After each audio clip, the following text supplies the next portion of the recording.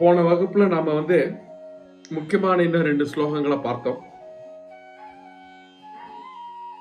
குணங்கள் எப்படி மனிதனுடைய சுபாவங்களை ஆட்டி வைக்கிறது. அப்ப அப்படிப்பட்ட குணங்களில் மயங்கியவர்கள் அவர்களுக்கு எந்த விதமான அறிவுரையும் சொல்லக்கூடாது என்பதை பார்த்தோம். எல்லா செயல்களையும் உள்ளறிவினால் எனக்கு அர்ப்பணமாக, அதாவது நம்முடைய கர்மத்தை யோகமாக எப்படி செய்ய வேண்டும் என்பதற்குண்டான ஒரு வழிமுறையை 30வது ஸ்லோகத்தில் மிக அழகாக பகவான் சொன்னார். என்ன சொன்னார்னா, உள்ளறிவினால் ஒரு விஷயம், அர்ப்பணமாக 2வது விஷயம், துறந்து விட்டு 3வது விஷயம், ஆசை நீங்கி 4வது விஷயம், எனது அப்படிங்கிறது 5வது விஷயம், மனக்காய்ச்சல் தீர்ந்தவனாக. இப்படி சொன்ன அதுல ரொம்ப ஆழமான விஷயங்கள் நாம பார்த்தது. நம்முடைய அன்றாட செயல்களிலேயே இதை கொண்டு வர முடியும் அப்படிங்கறதை நம்ம போன வாட்டி பார்த்தோம். என்னென்ன அந்த விஷயங்கள்ங்கிறத பார்த்துருவோம். உள்ளறிவினால் அப்படின்றப்போ விவேகத்தை அதை பத்தி நம்ம ரொம்ப டீப்பா அலசி பார்த்தோம். அரிசி கல்லு இருந்ததுன்னா பிரித்து பார்க்கக்கூடிய, அந்த பிரித்து பார்க்கக்கூடிய பகுத்தறிவு என்று சொல்லக்கூடியதுதான் விவேகம். அப்போ நமக்கு ஏன் இந்த விவேகம் தேவைப்படுறதுன்னா, உண்மையும் உண்மை அல்லாததும் கலந்திருக்கு. என்னதுன்னா, ஆத்மா என்கின்ற உண்மையும் மாயா என்கின்ற உண்மை அல்லாத விஷயமும் கலந்திருக்கிறது. அப்ப இதை நம்ம பிரிச்சு பார்த்து, ஓ இதெல்லாம் மாயா, இதுதான் உண்மை, இது உண்மை அல்லாதது அப்படிங்கறத பிரிச்சு பார்க்கின்ற பொழுதுதான், அந்த அறிவு வருகின்ற பொழுதுதான் இந்த ஆத்மாவை அறிய வேண்டும் என்கின்ற எண்ணம், அதனுடைய அதற்குண்டான ஒரு முனைப்பு, முயற்சி எல்லாமே நமக்கு வரும். முதல்ல 2 இருக்குங்கிறத தெரிஞ்சுக்கணும். 2 இருக்குன்றப்போ குணம் நாடி குற்றமும் நாடி 2 இருக்கு. அவற்றுள் மிகை நாடி, அதுல எது சிறந்தது? உண்மை அல்லாததா உண்மையானதா? உண்மையான ஆத்மா என்பது நமக்கு தேவையானதா, அல்லது உண்மை அல்லாத அந்த மாயா என்பதை வைத்து நாம் வாழ்க்கையை நடத்தி துயரத்தில் இருக்க வேண்டுமா? அப்ப குணம் நாடி குற்றமும் நாடி, அவற்றுள் மிகை நாடி, அதில் எது சிறந்ததோ உயர்ந்ததாக இருக்கக்கூடியதோ, நம்முடைய மனதிற்கும் நம்முடைய உடம்பிற்கும் நல்ல ஆரோக்கியமான விஷயத்தை தரக்கூடியது எதுவாக இருக்கின்றதோ, மிகை நாடி மிக்க குழல். மிக்க குழல்னா அதுவே நம்முடைய சுபாவமாக ஆக்கிக் கொள்ளுதல். மிக்க குழல்னா ஒன்றுமே பாக்கி இல்லாம அந்த விஷயத்தை நமக்குள் அப்படியே சேர்த்து கொள்ளுதல். அசிமிலேஷன் ஆஃப் த நாலேஜ் அப்படின்றது அது திருக்குறளுக்குண்டான ஒரு அர்த்தம் தான் இந்த விவேகம் என்கின்ற வார்த்தைக்குண்டான அர்த்தமாக மாறுகிறது. அப்படிப்பட்ட பகுத்தறிவு வேண்டும் அப்படின்ற முதல்ல ஈஸ்வர அர்ப்பணம் என்று சொன்னார். எனக்கு அர்ப்பணமாக, அப்ப நம்மளுடைய செயல்கள் அனைத்துமே ஈஸ்வரனுக்கு அர்ப்பணமாக செய்ய வேண்டியதும். அடுத்தது எது? ஆசையை துறந்து விட்டு. அப்படின்னா ஆசை நமக்கு எது மேல இருக்கு? செயல் மேல ஆசை இல்லை. நம்மளுடைய ஆசை எல்லாமே பலன் மேலதான்.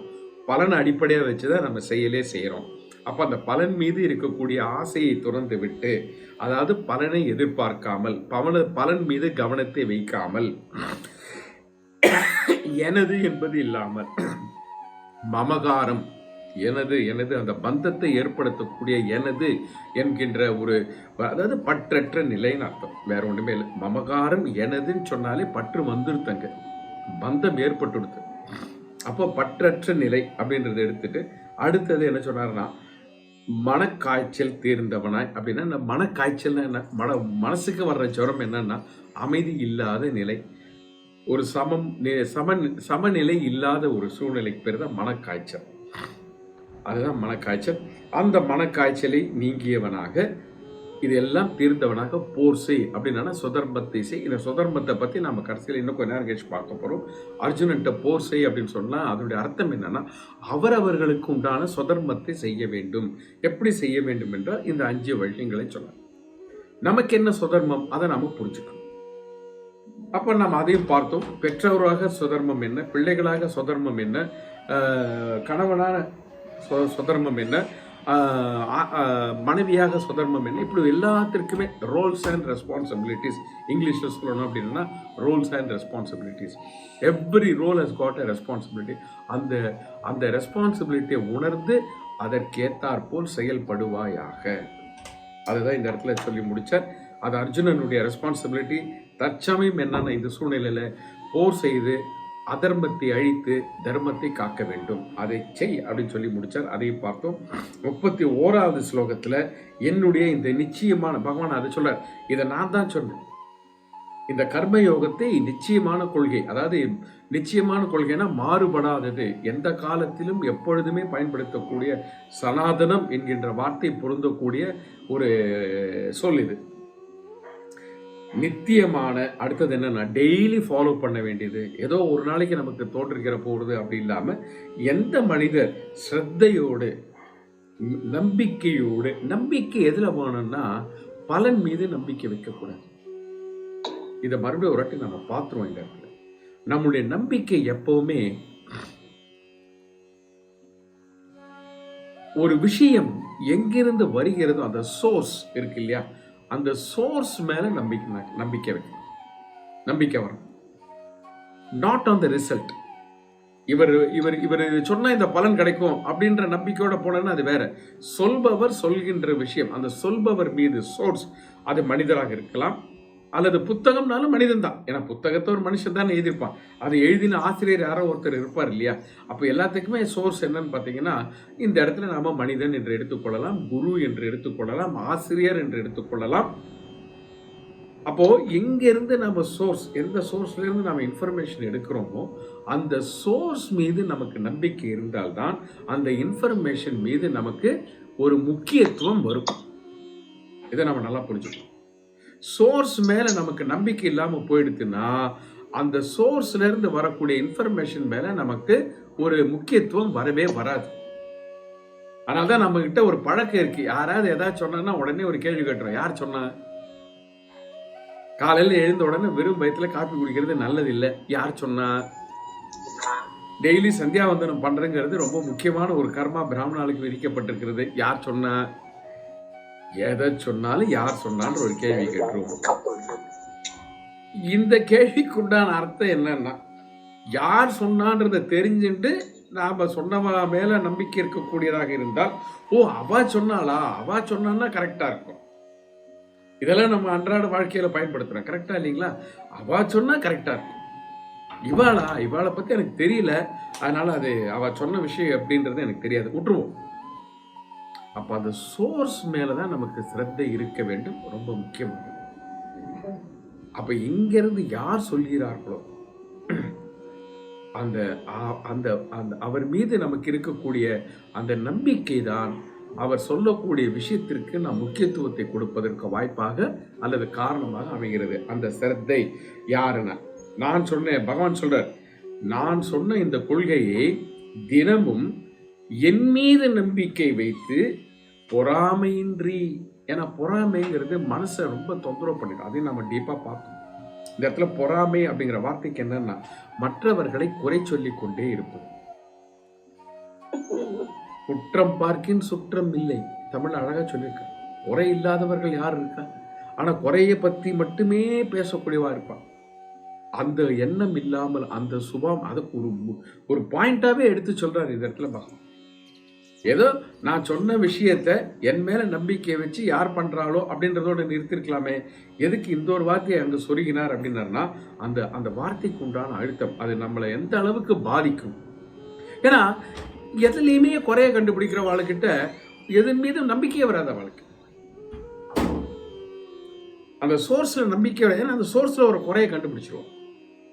அந்த குறையை கண்டுபிடிச்சோன்னா அப்புறம் அந்த சோர்ஸ்ல நம்பிக்கை இருக்காது. சோர்ஸ்ல நம்பிக்கை இல்லைன்னா அதுல இருந்து வரக்கூடிய விஷயத்திற்கு நான் முக்கியத்துவம் தர மாட்டேன். அதனாலதான் இந்த வார்த்தையை இந்த இடத்துல பகவான் இடைச்சொற்களாக சொன்னார். பொறாமை இன்றி, அதாவது குறை காணும் மனப்பான்மை இன்றி, மற்றவர்கள் மீது குறையே காணுகின்ற மனப்பான்மையின்மை, அது ரொம்ப முக்கியமானதுங்க. நல்லா புரிஞ்சு பண்ணணும். குறை சொல்ல ஆரம்பிச்சிட்டோம்னா நம்மளுக்கு யார் மேலேயுமே நம்பிக்கை வராது.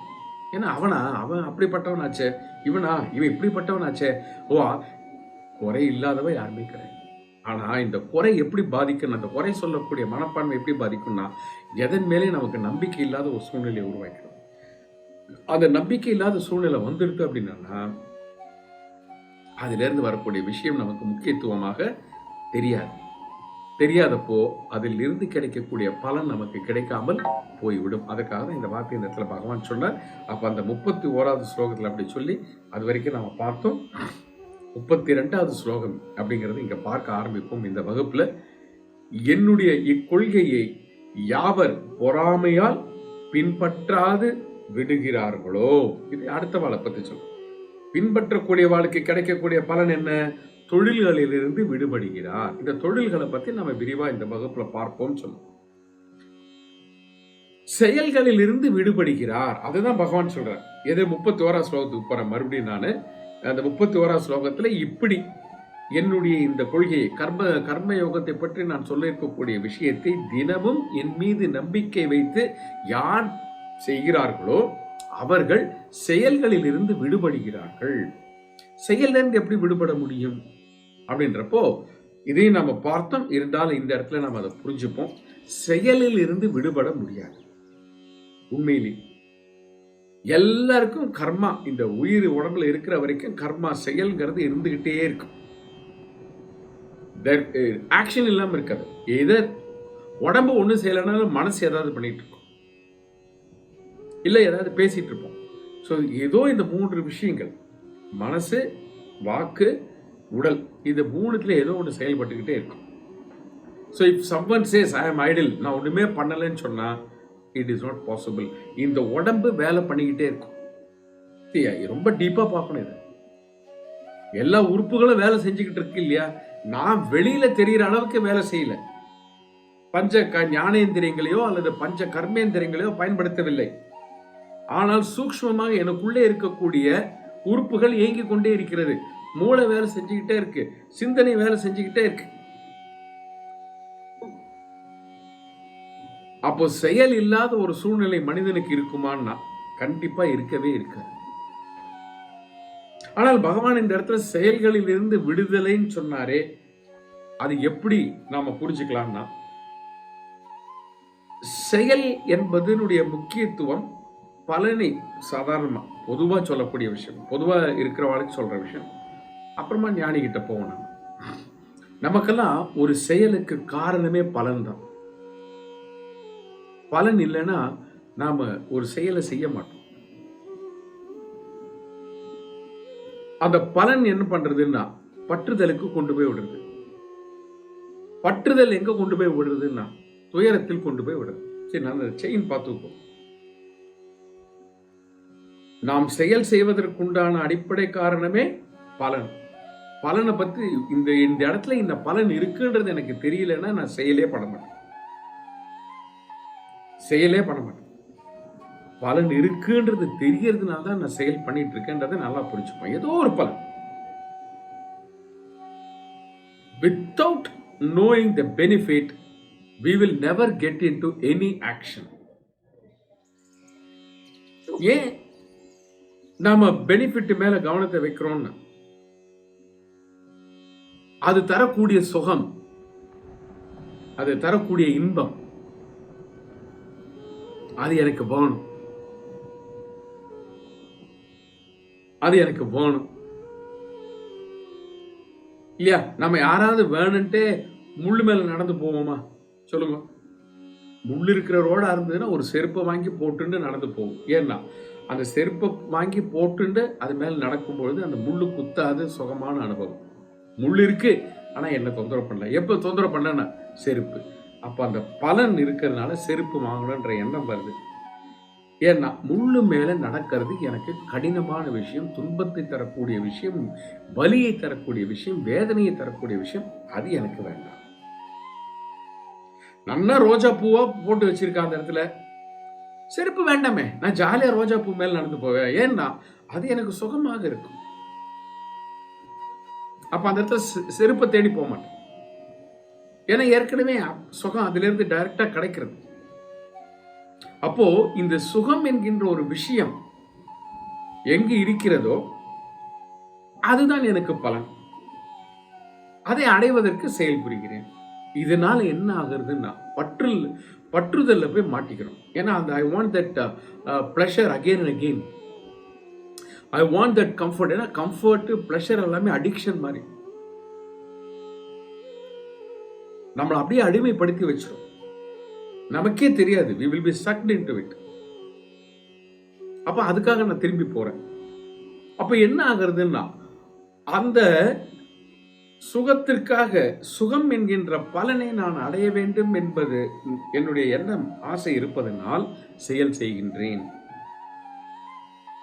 புரியுதா? இதுக்குதான் நம்ம செயல் செய்யணும். இப்ப பகவான் இந்த இடத்துல செயலில் இருந்து விடுபடுகின்றான் சொன்னா என்ன அர்த்தம்? துயரத்திலிருந்து விடுபடுகின்றான். அவ்வளவுதான். அதுதான் புரிஞ்சுக்கணும். அந்த துயரம்ங்கிறது ஏன்னா அவன் கர்மாக்கள் செய்தாலும் அந்த கர்மாக்கள் பலனின் அடிப்படையில் இல்லாததினால் அவன் செயலற்று இருக்கின்ற பொழுது அவனுக்கு எப்படிப்பட்ட நிலை இருக்குமோ அதே நிலைதான் அவன் செயலில் இருக்கின்ற பொழுதும் இருக்கும். மாற்றம் இருக்காது. ஏன்னா பலனை விட்டான். பலனை விட்ட அப்புறம் அந்த செயல் என்னன்னா, அது எப்படின்னா, நல்ல ஜூஸ் எடுத்த சக்கை, அதுல என்ன இருக்கு? கரும்பு இருக்கு, நிறைய ஜூஸ் எடுத்தாச்சு, கம்ப்ளீட்டா சக்கை தான் இருக்கு. இப்ப அந்த சக்கை என்ன பண்ண போறது? ஒண்ணும் இல்லை. அந்த மாதிரி ஆயிட்டான். அந்த பலனை விட்டால் உன் செயல் செய்தாலும் அது செயல் செய்வதற்குண்டான ஒரு நிலையாக இருக்காது. இது புரியுறது உங்களுக்கு?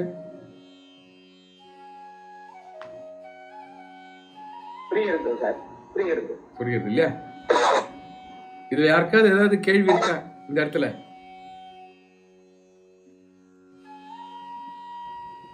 இல்ல. அப்போ நல்லா புரிஞ்சுக்கணும். இல்ல, கொஞ்சம் கூட டீடைலா சொன்னா நல்லா இருக்குது. சரி, ஏதாவது குறிப்பா சொல்லுங்களேன், உங்களுக்கு என்ன தெரிஞ்சுக்கணும்னு சொல்லிட்டு. நான் கரெக்டா அதை இதுதான் இந்த கர்மம் பண்ணி பண்ணாத மாதிரி இருக்குன்னு சொல்லி சொன்னீங்களே, அதை எப்படி சொல்லி ஒருக்கா கூட எக்ஸ்பிளைன் பண்ணா பரவாயில்ல. சரி, இப்போ நான் மறுபடியும் அந்த அந்த நுனியை முதல்ல இருந்து பிடிச்சிட்டு வரேன் அந்த கொன்னூல. இப்போ நாம் ஏன் செயல் பண்ணுறோம், கர்மம் ஏன் பண்ணுறோம் அப்படின்னா, ஒரு பலன் என் கண்ணு முன்னாடி அப்படி தொங்கிட்டு இருக்கு. இந்த கேரட், குதிரை ஓடும்போது அந்த கேரட்டை தொங்க விடுவாளாம் முன்னாடி. அந்த கேரட்டை பிடிக்கணும்னு சொல்லி அந்த குதிரை ஓடிக்கிட்டே இருப்பான். இப்படி சொல்லுவோம். அப்போ அந்த பலன் என்கின்ற ஒரு விஷயம் என் முன் தொங்கிக் கொண்டே இருக்கிறது. என்ன பலன்னா எப்படி புரிஞ்சுக்கிறதுனா, சுகத்தை தரக்கூடிய விஷயங்கள். அவ்வளோதான். ரொம்ப சிம்பிளாக புரிஞ்சிடும். பெனிஃபிட்னா என்ன? that gives me pleasure and comfort. அந்த விஷயம் என் முன்னாடி இருக்கு. அது எனக்கு வேணும். அது வேணுங்கிறதுக்காக நான் செயல் செய்யறேன். அது வேணுங்கிறதுக்காகத்தான் நான் செயலே செய்யறேன். அந்த பலன் எனக்கு கிடைத்த பிறகு என்னன்னா, அது பற்றுதலாக மாறி, அந்த பலன் மீது எனக்கு பற்றுதலாக மாறி, மீண்டும் மீண்டும் எனக்கு அந்த அனுபவம் வேண்டும் என்கின்ற ஒரு நிலைக்கு போய் பிறகு அதுவே நமக்கு ஒரு துன்பமாக மாறிவிடுகிறது. நம்முடைய வாழ்க்கையின் துன்பத்திற்கு எது காரணம்னா, நாம் எதை சுகம் என்று நினைத்தோமோ, எதை சௌகரியம் என்று நினைத்தோமோ, எது நமக்கு மகிழ்ச்சியை தரக்கூடிய விஷயம் என்று நினைத்தோமோ அதுவே துன்பமாக மாறிவிடுகிறது. நம்ம லைஃப்ல இருக்கக்கூடிய எல்லா விஷயங்களுமே நம்ம அலசி பார்த்தோம்னா நமக்கே புரியும். ஒரு காலத்துல நம்ம இது ஆகா ஓகோன்னு சொல்லி எல்லாம் நினைச்சிருப்போம், பண்ணிருப்போம் எல்லாம். பின்னாடி அதுவே நமக்கு ஒரு பெரிய தொந்தரவா மாறும். ஏதோ ஒரு தொந்தரவு கொடுத்துட்டு. இது கர்மத்தை நாம் பொதுவாக செய்வதற்குண்டான ஒரு காரணமாக அமைகிறது. ஆனா இந்த இடத்துல 31வது ஸ்லோகத்துல முன்னாடி சொன்ன வரிகள்ல பகவான் எப்படி சொல்றார்? 30வது ஸ்லோகத்துல சொன்னார். என்ன சொன்னார்? பகுத்தறிவோட ஈஸ்வரனுக்கு அர்ப்பணமாக பலனை எதிர்பார்க்காமல் எனது என்கின்ற எண்ணம் இல்லாமல் சமமான மனநிலையுடன் செயல் செய்கின்ற பொழுது என்ன ஆகுதுன்னா, இதெல்லாம் எங்கன்னா பலன் மீது கவனம் இல்லை. நான் செய்கின்ற செயல் பலனை முன்வைத்தல்ல. அப்படி ஏன்பா செய்கிற? அது என்னுடைய கடமை. அது என்னுடைய கடமை. என் பிள்ளைகளை ஏன் நன்றாக படிக்க வைத்து அவர்கள் நல்ல நிலைக்கு வரணும்ட்டு நான் ஏன் பண்றேன் அப்படின்னா, தட் இஸ் மை டியூட்டி. அவன் நாளைக்கு என்ன நன்னா காப்பாத்துவா, என்ன நன்னா வச்சுப்பா, அவ சந்தோஷமா இருப்பா? இல்ல, நான் செய்ய வேண்டிய கர்மாக்கள் அது என்னுடைய சொதர்மம், அதை நான் செய்கின்றேன். பிறகு அவர்கள் வாழ்க்கை எப்படி அமையும் அது அவர்களுடைய விதி பலனை பொறுத்திருக்கிறேன். நான் செய்ய வேண்டியதை நான் செய்யறேன். That is my duty. ஒரு கணவனாக மனைவிக்கு செய்ய வேண்டியது என்னுடைய டியூட்டி. என் மனைவி என் மீது இதெல்லாம் நான் செஞ்சேன்னா என் மனைவி என் மேல அன்போடு இருப்பாள், நேசத்தோடு இருப்பாள், காதலோடு இருப்பாள், எனக்கு வேணுங்கிறதெல்லாம் பண்ணி தருவாள். அதெல்லாம் எதிர்பார்த்தே நான் செய்யல. கல்யாணம் பண்ணிண்டாச்சு, அவள் என்னுடைய மனைவி. ஒரு கணவனாக அவளுக்கு நான் என்ன செய்ய வேண்டுமோ அதை என் கடமையாக செய்கின்றேன், அவ்வளவுதான். ஒரு மனைவி கணவனுக்கு செய்யக்கூடிய செயல்கள் எப்படி இருக்கணும்னா, என்னுடைய கணவனுக்கு இதை நான் செய்ய வேண்டியது என்னுடைய கடமை. செஞ்சாதான் அவர் என்ன நல்லா கவனிச்சுப்பாரு, எனக்கு நகை நட்டெல்லாம் வாங்கி கொடுப்பாரு, பட்டுப்புடவை வாங்கி கொடுப்பாரு, சினிமா கூப்பிட்டு போ, அதெல்லாம் இல்ல. That is my duty. இது என் கடமை. அப்ப இந்த இடத்துல கடமைக்காக நான் கர்மாவை செய்கின்றேனே ஒழிய பலனை முன்வைத்து நான் கர்மாக்களை செய்யவில்லை. அப்படி பலனை முன்வைத்து கர்மாக்கள் செய்யாமல் கடமைங்கிறது தான் கர்ம யோகம். When you are duty bound, it is called கர்ம யோகம். அப்போ அப்படி நான் செயலை செய்கின்ற பொழுது அந்த செயல் செய்தது எதற்கு சமானம் அப்படின்னு சொன்னா, செயல் இல்லாமல் ஒருவன் இருந்தால் அவனுக்கு எப்படி இருக்குமோ அப்படிப்பட்ட ஒரு நிலை. அது என்ன நிலை அப்படின்னா, நாம இப்ப மறுபடியும் திருப்பி நம்ம நிலைக்கே வருவோம். நாம செயல் பலன் மீது கவனத்தை வைத்து செய்வதனால் நமக்கு துயரம் வருகிறது வாழ்க்கையில். ஆனால் இந்த 31வது ஸ்லோகத்துல சொன்னவன் எப்படி பண்றான்? ஸ்ரத்தையோடு இறைவன் சொன்ன கொள்கை மீது அந்த விவேகத்தோடும் பற்பன புத்தியோடும் பலன் மீது ஆசனை இல்லாமலும் செய்கின்ற பொழுது அவன் செயல் செய்தாலும் செயல் செய்யாததற்கு சமானம். எப்படின்னா, செயல் செய்தாலும் அவனுக்கு துன்பம் வந்து சேராது, பாவ புண்ணியம் அமையாது. அப்போ அது எதற்கு சமானம்? துன்பமும் வரல, பாவ புண்ணியமும் வரல. அப்போ ஆனா நீ செயல் செய்யற அப்படின்றப்ப என்ன அர்த்தம்? அதை தான் இந்த இடத்துல பகவான் என்ன சொல்கிறார்? செயல்களிலிருந்து விடுபடுகின்றான். அப்படின்னா செயல்கள் தரக்கூடிய பாவ புண்ணியம் என்கின்ற விஷயத்திலிருந்தும் துன்பம் என்கின்ற விஷயத்திலிருந்தும் அவன் விடுதலை அடைகின்றான். அப்போ என்ன சொல்றார் பகவான்? இப்படி நீ கர்மத்தை செய்கின்ற பொழுது, உன்னுடைய கர்மத்தை கர்ம யோகமாக செய்கின்ற பொழுது, உன் செயல்களை உன் கடமை உன்னுடைய சொதர்மம் என்று நீ செய்கின்ற பொழுது, அதனால் வரக்கூடிய நெகட்டிவ் எஃபெக்ட்ஸ்ல இருந்து நீ விலகி போய் விடுகிறாய். அப்போ தட் இஸ் ஈக்குவல் டு விடுபடுகிறான் என்றால் தொழிலால் வரக்கூடிய பாதிப்பிலிருந்து அவன் விடுபடுகின்றான் அப்படிங்கிறது அர்த்தம். இது இப்ப பெட்டரா இருக்கா? நான் இப்ப சொன்னது இன்னும் கொஞ்சம் கூட தெளிவா இருக்கா? Okay okay good. ஏன்னா அவ்வளவு ஆழமான கருத்து அந்த இடத்துல சொல்லியிருக்கா. அப்ப என்னன்னா, நாமளும் செயல்ல இருப்போம், ஆனால் விடுதலை அடைந்து இருப்போம். எப்படி விடுதலை அடைந்து இருக்க முடியும்? விடுதலைன்னா என்னது? செயலிலிருந்து வரக்கூடிய பாவ புண்ணியம் துன்பம் என்கின்ற விஷயத்திலிருந்து விலகி இருப்பதுதான் விடுதலை. அது எப்படி முடியும்னா, 30வது ஸ்லோகம் 31வது ஸ்லோகத்துல பகவான் சொன்னதை நாம ஃபாலோ பண்ணிட்டோம் அப்படின்னா எல்லாம் நாம பண்ணிட்டு இருப்போம். ஆனா அதனால வரக்கூடிய நெகட்டிவிட்டி எதுவுமே நம்ம கிட்ட வந்து சேராது. இதுக்கு ஏற்கனவே நான் 2வது அத்தியாயத்துல ஒரு உதாரணம் சொன்னேன். பலாப்பழம் ஞாபகம் இருக்கா உங்களுக்கு?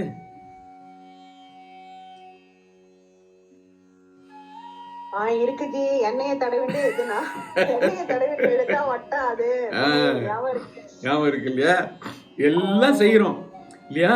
அந்த பலாப்பழத்தை சாதாரணமா நாம எடுத்தோம் அப்படின்னா கையில என்னெல்லாம் ஒட்டுமோ அது எதுவுமே ஒட்டல. என்னடான்னா, பலாப்பழத்துல எண்ணெயை தடவி கையில எண்ணெயை தடவிட்டு அந்த பலாப்பழத்துல இருந்து சொலையை உரிச்சு எடுக்கிறேன். ஆனா ஒட்ட வேண்டியது ஒட்டல. செயல் நின்று போச்சோன்னா செயல் நடந்துட்டு தான் இருக்கு. செயல் நடந்தது, ஆனால் எனக்கு எதுல இருந்து விடுதலை?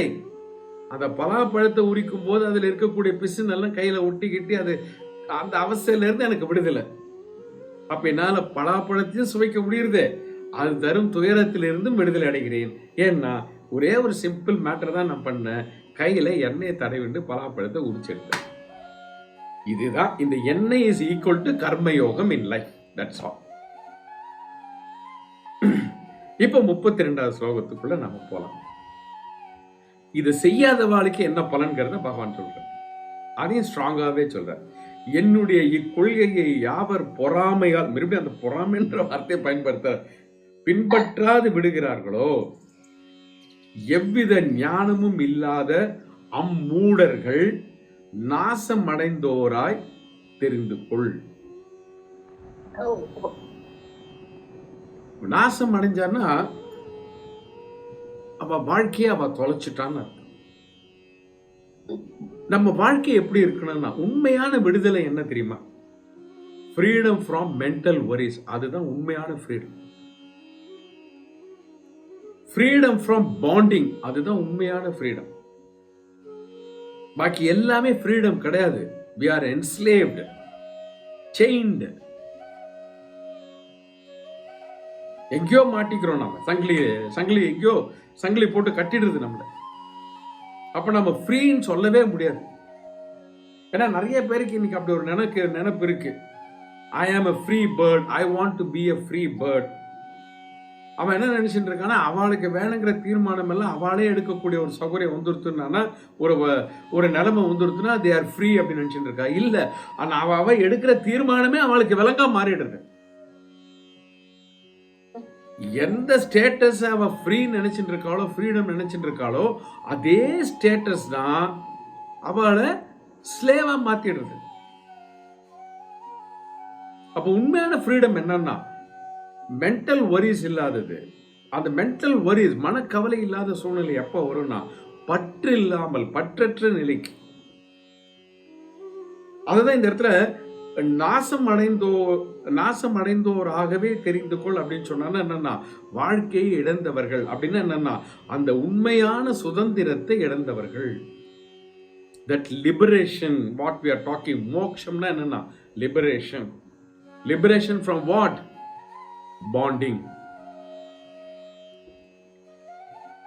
அந்த மாதிரி அவ வாழ்க்கை அமைஞ்சிரும் அப்படின்ட்டு பகவான் சொல்றார். அப்ப இதுக்கு என்ன சொல்றார்? என்னுடைய இக்கொள்கையை, என்ன கொள்கையை? கர்மயோகம் என்கின்ற கொள்கையை யாவர் பொறாமையால், அதான் இங்க புரிஞ்சுக்கணும். நான் ஏற்கனவே சொன்னேன், இந்த மற்றவர் மீது குற்றம் பார்த்து கொண்டே இருக்கக்கூடியவர்களால்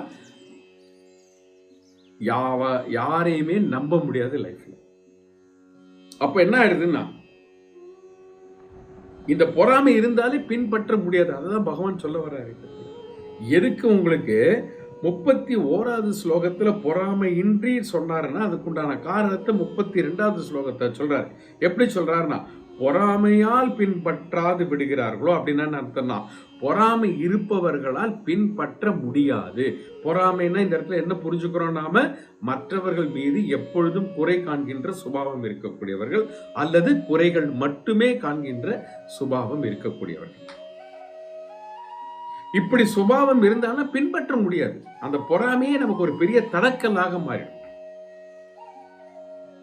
அவளால முடியவே. அதுதான் இந்த இடத்துல பகவான் சூக்ஷ்மமா சொல்றார். யாவர் பொறாமையால் பின்பற்றாது விடுகிறார்களோ அப்படின்னா, பொறாமை இருந்தால் பின்பற்ற முடியாது. எதை பின்பற்ற முடியாது?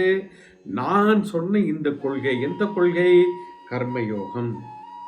அப்படி பின்பற்ற முடியாமல் இருக்கக்கூடியவர்கள் யாருன்னா, எவ்வித ஞானமும் இல்லாது. இந்த இடத்துல இன்னொரு சூக்ஷ்மமான விஷயம் இருக்கு. எவ்வித ஞானமும் இல்லாத அப்படின்னா, அவன் எதெல்லாம் அறிவென்று நினைத்து கொண்டிருக்கின்றானோ அது எதுவுமே அறிவு இல்லை. அப்படின்றப்ப என்ன அர்த்தம்னா, இந்த நான் சொன்ன கொள்கை, நான் சொன்ன இந்த அறிவு, இது இல்லாமல் போய்விடும். இது இல்லைன்னா என்ன அர்த்தம்னா, இந்த கர்மயோகத்தை பற்றி அறிவில்லாதவனுக்கு வேற எந்த அறிவு இருந்தாலும் அது இல்லாததற்கு சமானம். இதெல்லாம் தான் பகவத்கீதையில நம்ம உள்ள போய் புரிஞ்சுக்கணும். மேலோட்டமா பார்த்தானா எவ்வித ஞானமும் இல்லை, ஏதோ அறிவே இருக்காது அப்படின்றார். அது எப்படி சூக்ஷ்மமான அந்த விஷயத்தை புரிஞ்சுக்கணும்னா, பகவான் சொல்லி இருக்கக்கூடிய இந்த கொள்கை, அது கர்ம யோகத்தை பற்றி ஞானமாக இருக்கட்டும், ஞான யோகமாக இருக்கட்டும், ஆத்ம ஞானமாக இருக்கட்டும், அந்த ஆத்ம ஞானத்துக்கு அப்புறமா நம்ம போவோம். இந்த இடத்துல கர்மயோகத்தை பத்தி பேசிட்டு இருக்கேன். அப்போ இந்த கர்மயோகத்தை பற்றிய அறிவில்லாதவன் வேறு எந்த அறிவை அடைந்திருந்தாலும் அவன் எதற்கு சமானம் என்றால், எந்த அறிவும் அடையாததற்கு சமானம். எவ்வளவு பெரிய பவர்ஃபுல் ஸ்டேட்மெண்ட் பாருங்க. நாம எல்லாம் என்ன நினைச்சுட்டு இருக்கோம்? பிஹெச்டினா வா சூப்பர். அவர் எம்பிஏ அதுல பண்ணிருக்காருப்பா, இவங்க இது பண்ணிருக்காங்க, டபுள் எம்பிஏ பண்ணிருக்காங்க. அதை படிச்சிருக்காங்க, இதை படிச்சிருக்காங்க, இன்ஜினியரிங் படிச்சிருக்காங்க, அந்த டெக்னாலஜி இன்னைக்கு போராததுக்கு இப்போ ஏஐன்னு ஒன்று வந்துடுது, ஆர்டிஃபிஷியல் இன்டெலிஜென்ட். அதை வேற கொண்டாட ஆரம்பிச்சிட்டா. அவ புரியாதது என்னன்னா, அது வர வர நாம மக்காயிடுவோமேன்றது புரிய மாட்டேங்குது. ஆனா அதை கொண்டாடிட்டு இருக்கோம். எனக்கு தெரிஞ்சவ சில பேர் இருக்கா, ஐயோ இந்த ஏஐ இஸ் வெரி யூஸ்ஃபுல்பா. என்னன்னா எதை கேட்டாலும் அது கொடுத்துருது, என் வேலை ஈஸி. அது என்ன பண்றதுன்னா உன்னை மேலும் மேலும் மக்காக்கிண்டே போறதுன்றது தெரிய மாட்டேங்கிறது. It is making you more and more dumb. People don't understand. சரி, ஒரு சின்ன எக்ஸாம்பிள் சொல்றேன் பாருங்களேன். நம்மளுடைய லைஃப்ல இன்ட்ரடியூஸ் ஆன ஃபர்ஸ்ட் ஆர்டிஃபிஷியல் இன்டெலிஜென்ஸ் எது தெரியுமா? கால்குலேட்டர். ஃபர்ஸ்ட் ஆர்டிஃபிஷியல் இன்டெலிஜென்ஸ் அப்பவே வந்துருது, கால்குலேட்டர். நீங்க ஏதாவது ஒன்று போடுங்க, அது கால்குலேட் பண்ணி கரெக்டா சொல்லும். இந்த கால்குலேட்டர் வந்த அப்புறம் நாம மனக்கணக்கு போடுறத விட்டுட்டோம். நானே ட்ரைனிங் எடுக்கும்போது சில சின்ன சின்ன கால்குலேஷன்ஸ் எல்லாம் வரும். எப்பவுமே நான் ட்ரைனிங் எடுத்தேன்னா மொபைல் ஃபோன்ஸ் எல்லாம் வாங்கி வச்சிருவேன் பசங்க எல்லார்ட்டே இருந்துமே. ஏன்னா அதை வச்சு பேசுவா போவா, டிஸ்டர்பன்ஸாக இருக்கும். அப்புறம் ஏதாவது சின்ன சின்ன கணக்கெல்லாம் ஒரு கணக்கை போடுடா அப்படின்னா அவங்க உட்காந்து மண்டே உடைச்சுப்பாங்க, வராது. ஏதோ 70 வயசானவருக்கு ஞாபகம் வரலன்னா கொஞ்சமாவது ஒத்துக்கலாம், வயசாகி போச்சு, மூளை வேகமாக வேலை செய்யல, டக்கு டக்குன்னு ஞாபகம் வர மாட்டேங்கிறதுன்ட்டு. இது எல்லாமே ஒரு 30-35 வயசுல இருக்கிறவன். ஏன்னா அந்த ஆர்டிஃபிஷியல் இன்டெலிஜென்ஸ் என்ன பண்ணிடுதுன்னா இவளை மக்காக்கிடுது, ஒரு வேலையை சுலபமாக்கிடுதே ஒழிய ஒரு மனுஷனை முட்டாளாக்கிடுது, மக்காயிடுது. இப்ப அந்த மனக்கணக்கு போயிடுது. கால்குலேட்டர் வந்தப்பெல்லாம் ஒரு ஜோக் இருக்கு, உங்களுக்கு தெரிஞ்சிருக்கலாம். ஏன்னா நீங்களாம் அந்த காலத்துல இருந்தவங்க தான் அந்த கால்குலேட்டர் இன்ட்ரடியூஸ் ஆன டைம்.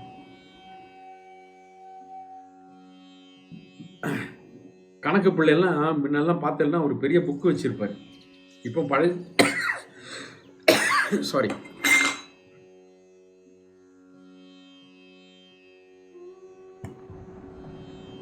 இந்த பழைய சினிமாலாம் பார்த்தீங்கன்னா கணக்கு பிள்ளை ஒருத்தர் இருப்பார். ஒரு டேபிளை வச்சுன்னா அதில் ஒரு பெரிய புக் இருக்கும், அதில் எழுதுவார் எல்லாம் என்னென்ன செலவுன்ட்டு. அந்த கணக்கு பிள்ளைகிட்ட முதலாளி ஒரு கால்குலேட்டர் கொண்டு வந்து கொடுத்தாரு. எப்பா இது ரொம்ப ஈஸியாக இருக்கும், எப்படி யூஸ் பண்ணணுங்கிறதெல்லாம் சொல்லி கொடுத்தாரு. நீ அடுத்த வாட்டி கணக்கெல்லாம் எழுதி முடிச்சுட்டு டோட்டல் போடும்போது இதை பயன்படுத்திக்க, ஏதாவது பெருக்கல் இருந்ததுன்னா இதை பயன்படுத்திக்க, உனக்கு ரொம்ப ஈஸியாக இருக்குன்னா. அந்த கணக்கு பிள்ளையும் அதே மாதிரி பண்ணினான். அவன் என்ன பண்ணா, கால்குலேட்டர்லாம் போட்டு பார்த்தான். போட்டு பார்த்துட்டு 25,3340 ரூபான்னு வந்தது. அதை ஒரு பக்கமாக எழுதி வச்சுட்டான். எழுதி வச்சுட்டு இவன் என்ன தெரியுமா பண்ணா, இவன் மனக்கணக்கு போட்டான். 2 2 4 6 6 6 12 இப்படி கணக்கு போட்டு இவன் போட்ட விடையை கால்குலேட்டரோட கம்பேர் பண்ணிட்டு இவன் கால்குலேட்டரை பாராட்டுறான். பரவாயில்லையே நீ கரெக்டா சொல்லிட்டேன். எப்படி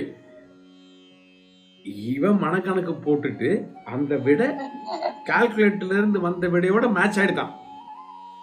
இவன் கால்குலேட்டரை பாராட்டுறான், பரவாயில்லையே கரெக்டா கணக்கு போட்டுட்டேன். இப்படி இருந்ததுங்க ஒரு காலம். என் புத்தியோட நீ இருக்கே நீ பரவாயில்லன்னு சொன்ன காலம் போய் என்னை விட நீ புத்திசாலியா இருக்கே நீ பரவாயில்லையேன்னு சொல்ற காலம் ஆயிடுது. அப்போ என்ன ஆயிடுது அப்படின்னு பார்த்தோம்னா, நாம எந்த ஞானத்தை பெற்றாலுமே இந்த கர்மயோகத்தை பற்றிய ஞானம் இல்லாமல் நாம் இருக்கக்கூடியவர்களாக இருந்தால் பாக்கி எந்த ஞானமுமே இல்லாததற்கு சமானம். ஏன்னா அறிவு என்பது ஒரு சிறந்த பலனை தரக்கூடியதாக இருக்க வேண்டும். அது உயர்ந்த பலனை தரக்கூடியதாக இல்லை என்றால் அதற்கு அறிவு என்பது அர்த்தம் கிடையாது, அது விஷயம்தான். ஏன்னா அறிவுன்றது it should give the ultimate benefit. அதுதான் நாலேஜோட ஒரு ஒரு ஒரு முக்கியமான வேலையே. ஆனா நமக்கு இன்னைக்கு இருக்கக்கூடிய எந்த விதமான நாலேஜ் எடுத்தாலுமே அது பணம் சம்பாதிப்பதற்கு உண்டான வாய்ப்பை ஏற்படுத்தி கொடுக்கறது. எவ்வளோக்கு எவ்வளோ பணம் வேணுமோ அவ்வளோக்கு எவ்வளோ பணம் சம்பாதிக்கிறதுக்கு உண்டான வாய்ப்பை ஏற்படுத்தி கொடுக்கறது. ஆனா மன நிம்மதி இருக்கான்னா காணாம போச்சு, எங்கெங்கோ தேடி அலையறான். அப்போ என்ன சொல்றாரு, நான் இந்த இடத்துல என் கொள்கையை யாவர் பொறாமையால் பின்பற்றாது விடுகிறார்களோ அவர்கள் யார் அப்படின்னா எவ்வித ஞானமும் இல்லாத அம்மூடர்கள், அடிமுட்டாள்ன்ற. அடிமுட்டாளாக இருந்து என்ன சொல்றார்? நாசம் அடைந்தோராகவே தெரிந்து கொள். அந்த மூடர்களை அவர்கள் வாழ்க்கை இழந்தவர்களாக தெரிந்து கொள். They are living, but there is no life. லைஃப்னா என்னங்க? blossoms. It comes naturally, without agitation, without aggression. அப்படி வரும் பாத்தீங்களா? அதுதான் life. Where there is aggression, where there is agitation, there is no life. That is not life. We are living. நாம வாழ்ந்துட்டு இருக்கோம். ஆனா வாழ்க்கைங்கிறது ஒண்ணு இருக்கா நம்ம கிட்டன்னு கேட்டா இல்லை. எதிலையுமே முழுமை இல்லை. முழுமை வருகின்ற பொழுதுதான் வாழ்க்கை. அரைகுறையா இருக்கிற வரைக்கும் வாழ்ந்துட்டு இருக்கோம், காலத்தை ஓட்டின்னு இருக்கோம். அததான் இந்த இடத்துல பகவான் சொல்றாரு. அப்போ இந்த இடத்துல அடைய வேண்டிய ஞானத்தை அடையாமல் உண்மையான நஷ்டம் இதுதான். லைஃப்ல நமக்கு ஒரு பெரிய நஷ்டம் என்னன்னா, நம்மையே நாம் இழப்பதை தவிர வேறு பெரிய நஷ்டம் எதுவுமே கிடையாது. யோசிச்சு பாருங்க. வேற நீங்க எதை இழந்தாலுமே சம்பாதிச்சிடலாம், அல்லது இழந்தாலும் போட்டுன்னு விட்டுலாம். உறவை இழந்து விட்டோம்னா என்ன? மரணம் அடைந்து விட்டார்கள். சண்டை போட்டு சொல்லல, அதெல்லாம் நான் சொல்றதுக்கு தயாராகவே இல்லை. இயற்கை மரணம் எய்து விட்டார், ஒரு உறவை இழந்து விட்டு போட்டோம். ஆனால் நான் வாழ்கின்ற பொழுது என்னையே இழந்து விட்டேன் என்றால் இதை விட ஒரு பெரிய நஷ்டம் எனக்கு வேற எதுவுமே கிடையாது. என்னை நான் இழந்து விட்டேன்கிறது எப்படி புரிஞ்சுக்கிறதுன்னா, நான் எப்பொழுது வேறொரு விஷயத்திற்கு அடிமையாகி விட்டேனோ அப்பொழுது நான் என்னை இழந்து விட்டேன். Someone is controlling me, something is controlling me, someone or something is handling me. I lost myself. இதை விட பெரிய நஷ்டம் வேற என்ன இருக்கும் லைஃப்ல? இதை நாம புரிஞ்சுக்கிறோமா அப்படின்னு பார்த்தீங்கன்னா நிறைய பேர் இதை புரிஞ்சுக்கிறது. அதுதான் அந்த மாயாவோட வேலை. அந்த மாயா இஸ் சோ பவர்ஃபுல். ஒரு சிம்டம் கூட நமக்கு கொடுக்காது புரிஞ்சுக்கிறதுக்கு. ஏன்னா அதுக்கு தெரியும், இவனுக்கு ஒரு சிம்டம் கொடுத்தா ஒருவேளை அதை புடிச்சுக்கிட்டு நம்ம கிட்ட இருந்து வெளில போயிட்டான்னு, நீ என் கூடவே இரு, நான் ஒரு சின்ன சிம்டம் கூட உனக்கு தரமாட்டேன்னு சொல்லி நம்மளை இருக்கோமேன்றது கூட தெரியாம வாழ்ந்துகிட்டு இருக்கோம். அதுதான் இந்த இடத்துல பகவான் சொன்ன ரொம்ப அனதர் பவர்ஃபுல் ஸ்லோகம் இன் பகவத்கீதா. 33வது ஸ்லோகத்தை நம்ம பார்ப்போம். 33, 34 பாக்கி இருக்கக்கூடிய நேரத்தை சேர்ந்தே பார்த்துருவோம். தனித்தனியாக பார்த்தோன்னா சஸ்பென்ஸ் மாதிரி ஆகிடும். அதனால சேர்ந்து பார்ப்போம். 33வது ஸ்லோகத்தில் என்ன சொல்கிறாருன்னா, இது ரெண்டும் ரொம்ப இங்கே ரொம்ப சூக்ஷ்மமான விஷயம் அடங்கியிருக்கு. அது ரொம்ப நம்ம கிளியராக புரிஞ்சுக்கணும் இந்த ரெண்டு ஸ்லோகத்தையுமே. 33 ஸ்லோகத்தில் ஞானம் உடையவன் கூட, இது நல்லா புரிஞ்சுக்க. ஞானம் இப்போ என்ன சொல்லிட்டாரு? இந்த என்னுடைய கொள்கையை தினமும் சிரத்தையோடு பொறாமையின்றி பின்பற்றுகின்றவர்கள் தொழிலிலிருந்து விடுபட்டவர் அப்படின்றத சொன்ன 32வது ஸ்லோகத்துல இதை இந்த பொறாமையினால அங்க சிரத்தை போயிடுச்சு. அதை சொல்ல அந்த பொறாமையினால பின்பற்ற முடியாத அந்த மூடர்கள் நாசம் அடைந்தவர்களாகவே உணர்ந்து கொள் அப்படின்னு சொன்னார். அப்படின்னா வாழ்க்கையை தொலைத்தவர்கள், தன்னை இழந்தவர்கள் அப்படின்னு சொன்னார். இப்போ இனி இன்னொரு கோணத்துல இப்ப இந்த விஷயத்த சொல்றார். இதனுடைய நோக்கம் என்ன அப்படின்னா, ஏன் எல்லா மனிதர்களுமே கர்மயோகம் பண்ண முடியல? இந்த ஞானம் ஏன் எல்லார்கிட்டயுமே போய் சேரல? நான் ஒண்ணு மாயாங்கிற ஒரு காரணத்தை பச்சோம். அதை விட இன்னும் கொஞ்சம் ஆழமா பார்ப்போம். ஏன் எல்லாராலையுமே it is available. This knowledge is available in India. நம்ம வீட்டிலேயே இது கிடைக்குது. இப்போ இன்னைக்கு சொல்ற மாதிரி இப்போ நீங்க எல்லாருமே இந்த கூகுள் மீட்ல இதை கேட்டு இருக்காங்க. எங்கேயுமே தேடி போக வேண்டாம். யாருக்கு வேணாலும் யூடியூப்ல நிறைய இருக்கு. பெரிய பெரிய ஞானிகள் மிக அற்புதமாக சொல்லியிருக்காங்க.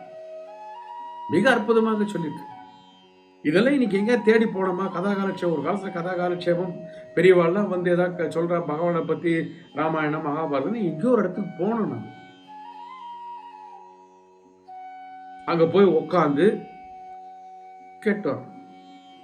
இப்ப அப்படி இல்லை. At your comfort and convenience it is available. ஆனாலும் இவ்வளவு கிட்ட இது இருக்கும்போது கூட ஏன் பல பேருக்கு இது தெரிவதில்லை? கண்ணுக்கு தெரியல. என் பக்கத்திலேயே இருக்கு, ஆனா எனக்கு ஏன் தெரிய மாட்டேங்குது? யூடியூப்ல எதெல்லாமோ பாக்குறேன்னு, எதெல்லாமோ என் கண்ணுக்கு தெரியுது, அதே இடத்துல தானே இதுவும் இருக்கு, இதையே என் கண்ணுக்கு தெரிய மாட்டேங்குது. அதற்குண்டான காரணத்தை 33வது ஸ்லோகத்தில் சொல்கிறார்.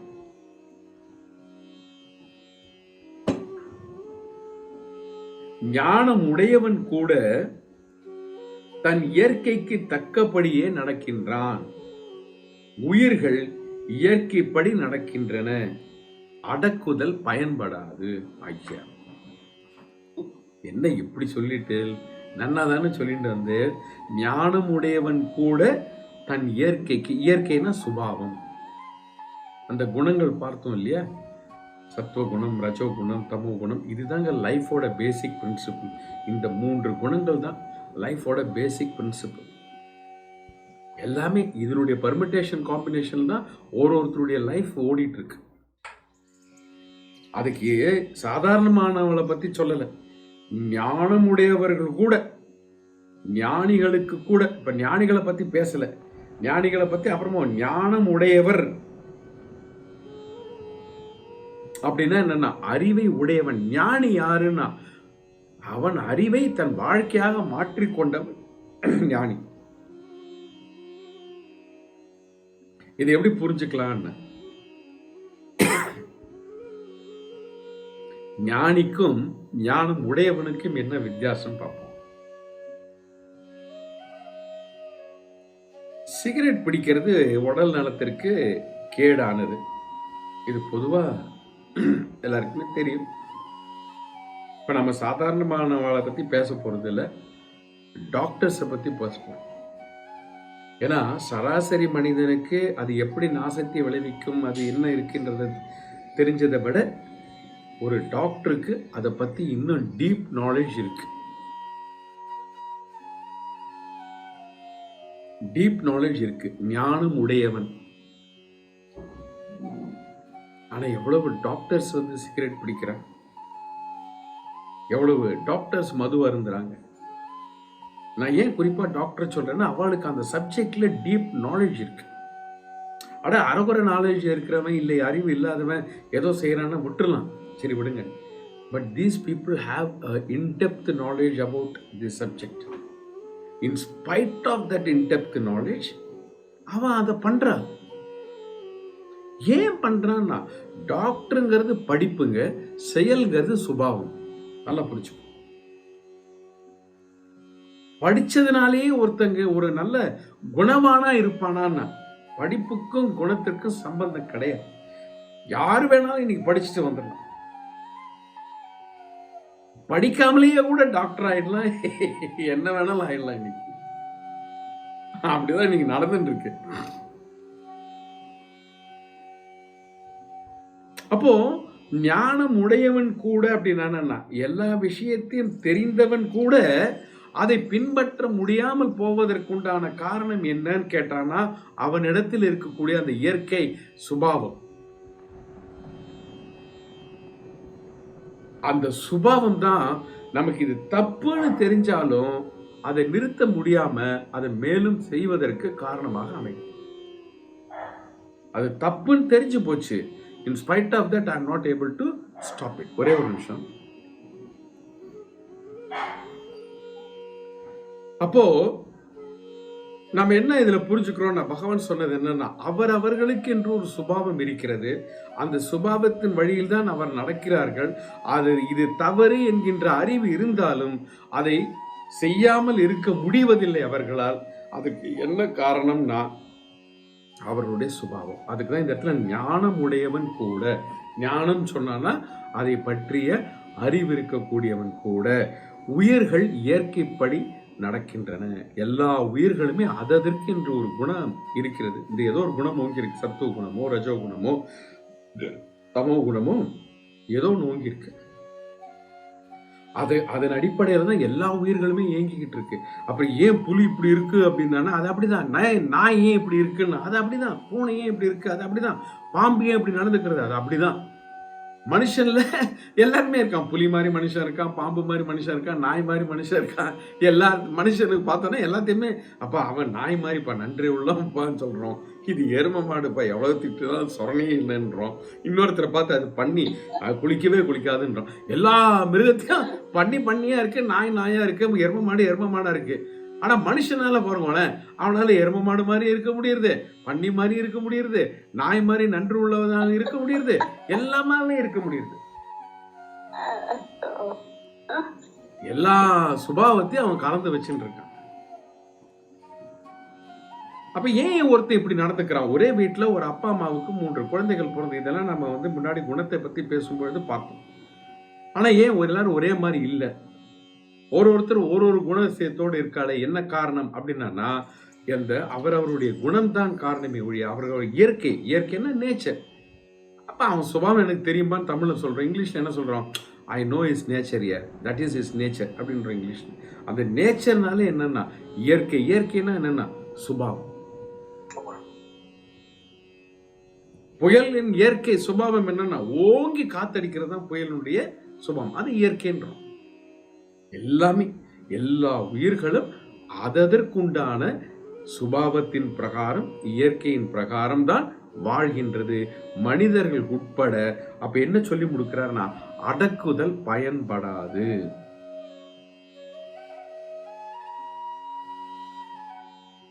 அடக்குதல் பயன்படாது அப்படின்னா என்ன அர்த்தம்னா அவளை மாத்த நினைக்கிறதோ அல்லது அவர்களுடைய சுபாவத்தை வெளிப்படுத்தாமல் அதை தடுக்க நினைப்பதோ பயன்படாது.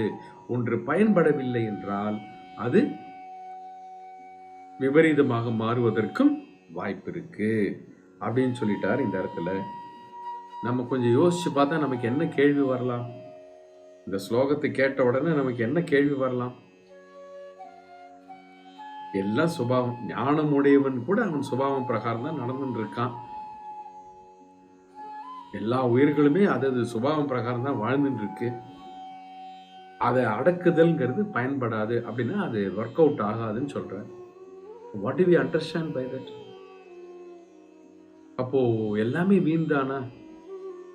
அப்போ சாஸ்திரம் சொல்றது நீ ஞானி ஆகலாம், கர்மத்தை யோகமாக செய்ய முடியும், கர்மத்தை யோகமாக செய்யலைன்னா பாவ புண்ணியம் வரும், கர்ம யோகத்தை செய்து ஞானத்தை பெற்று ஞானியாக மாறி மோட்சத்தை அடைவாய், இதெல்லாம் சாஸ்திரத்துல சொல்லியிருக்கிய. அப்ப எல்லாம் பொய்யா?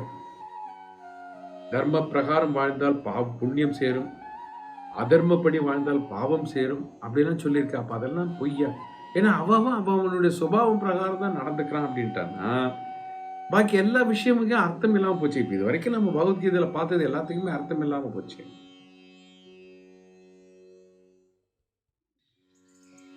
இல்லையா? அப்ப 2 உதாரணத்தை எடுத்து பார்ப்போம் இந்த இடத்துல. இப்ப இந்த இடத்துல ஞானியை கொண்டு வருவோம். ஞானம் உடையவன்கிறது யாரு? அது சார்ந்த அறிவுடையவன். எந்த விஷயமும் அது சார்ந்த அறிவுடையவன். எல்லாருக்குமே அறிவு இருக்கு. இப்ப நான் இதுக்கு முன்னாடி சொன்ன உதாரணம் மறுபடியும் சொல்றேன். ஒரு ரெட் சிக்னல் எரியறது ரோட்ல, டிராபிக் சிக்னல் அப்படின்றப்ப வண்டியை நிறுத்தணுங்கிற அறிவு எல்லாருக்குமே இருக்கு. ஆனாலும் சில பேர் வண்டியை நிறுத்தாம போறாளேன்னா அது அவனுடைய இயற்கை. அப்ப ஞானம் உடையவன் அவன் இயற்கை பிரகாரம் தான் நடந்துக்கிறான். எல்லாத்தையுமே எடுத்துட்டு போலாம். இப்ப இந்த இடத்துல ஞானியை ஞானியை 2 விதமா பிரிக்கலாம். சத்துவ குணம் ஓங்கி இருக்கக்கூடிய ஞானி, ரஜோ குணம் ஓங்கி இருக்கக்கூடிய ஞானி. அது என்னப்பா ஞானியில கூட சத்துவ குணம் ரஜோ குணம் இருக்கு அப்படின்னா, சத்துவ குணம் ஓங்கி இருக்கக்கூடிய ஞானிகள் அவர்கள் ஞானத்தை பெற்று ஞானியாக வாழ்ந்து மறைந்து விட்டார்கள். அவர்கள் இருந்த சுவடு யாருக்கும் தெரியாது. ஏன்னா they never got into any activities. They learned, they attained the jnana, they become jnani, they lived their life as jnani and they vanished. அது எதற்கு சமானம் என்று சாஸ்திரம் சொல்றது அப்படின்னா, ஆகாசத்தில் பறக்கின்ற பறவை சுவடை விட்டு விட்டு செல்லுமான்னு கேட்டா தெரியாது, கிடையாது. ஏன்னா அது எப்படி பறந்து போச்சுன்னா, அதோ தெரியுது பாரு, அது பறந்து போன வழி காட்ட முடியுமா நம்மளால? முடியாது.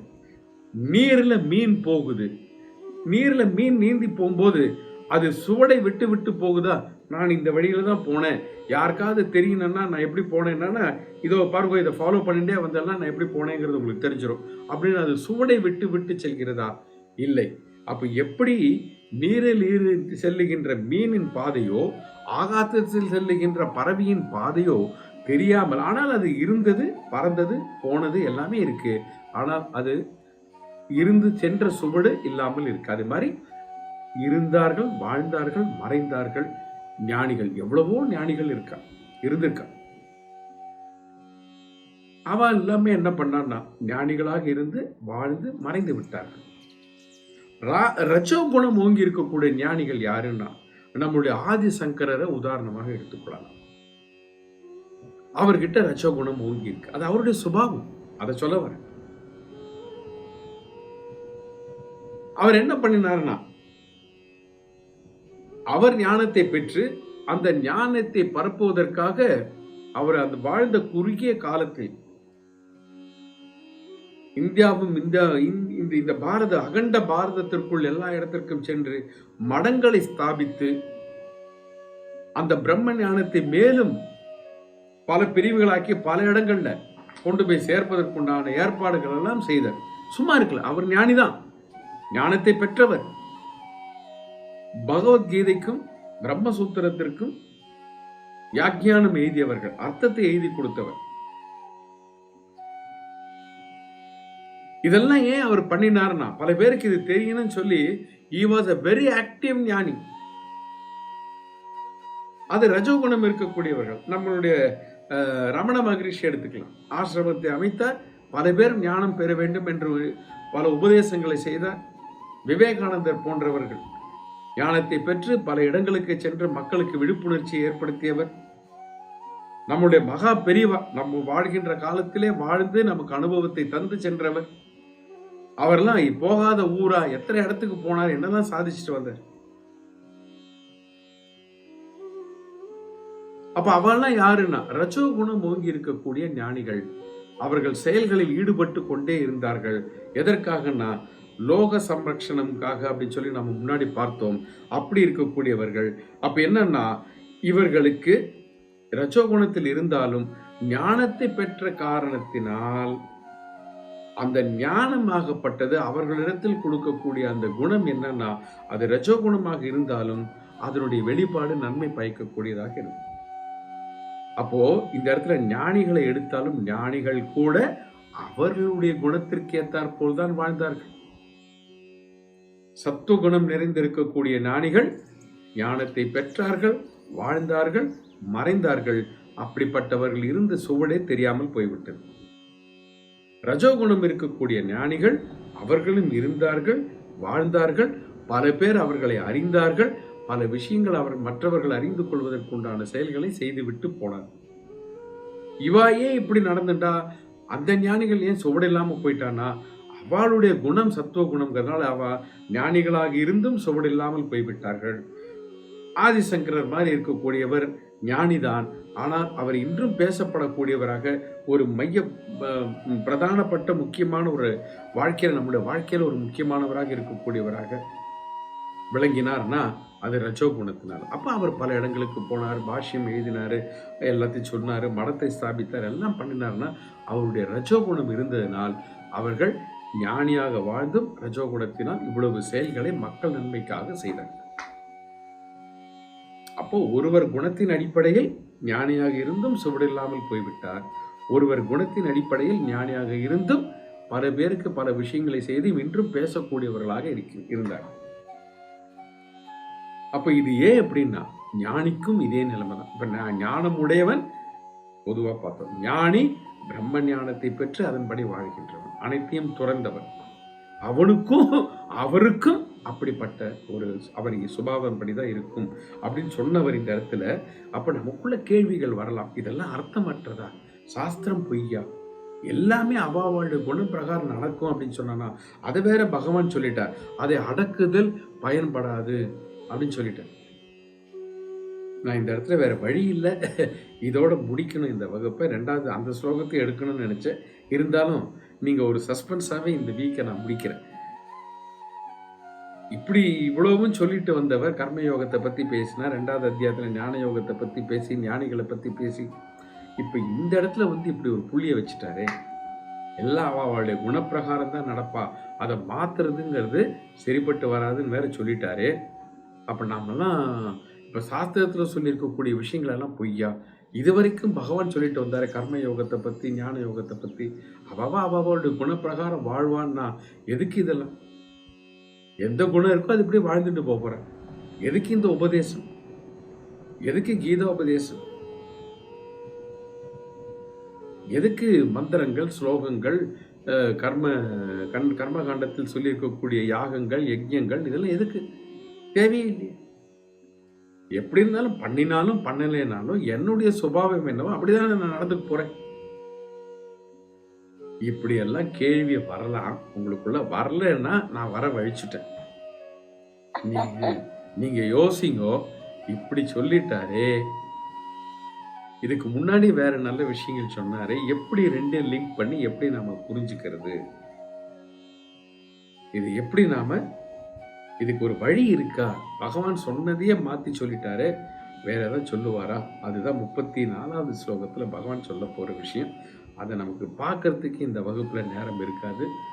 அப்போ அதனால இந்த 33வது ஸ்லோகத்தோட நிறுத்திக்கிறேன் இந்த வகுப்புல. யாருக்காவது ஏதாவது கேள்வி இருந்தா கேட்கலாம், இல்லைன்னா நாம முடிச்சுக்கலாம் இந்த வகுப்பை.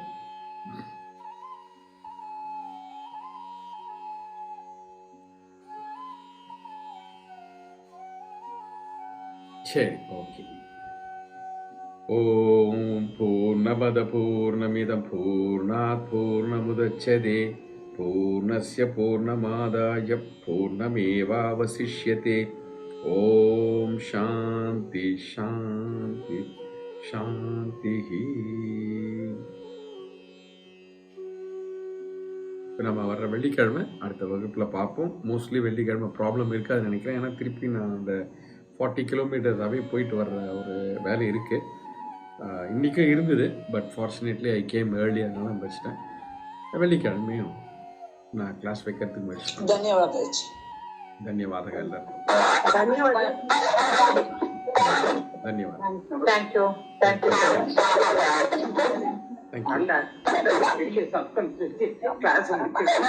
ஆமா, யோசிங்க. யோசிங்க.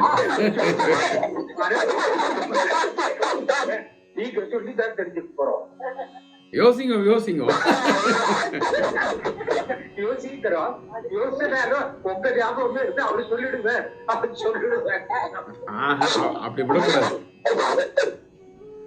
சரி, அடுத்த வகுப்புல. நமஸ்காரம்.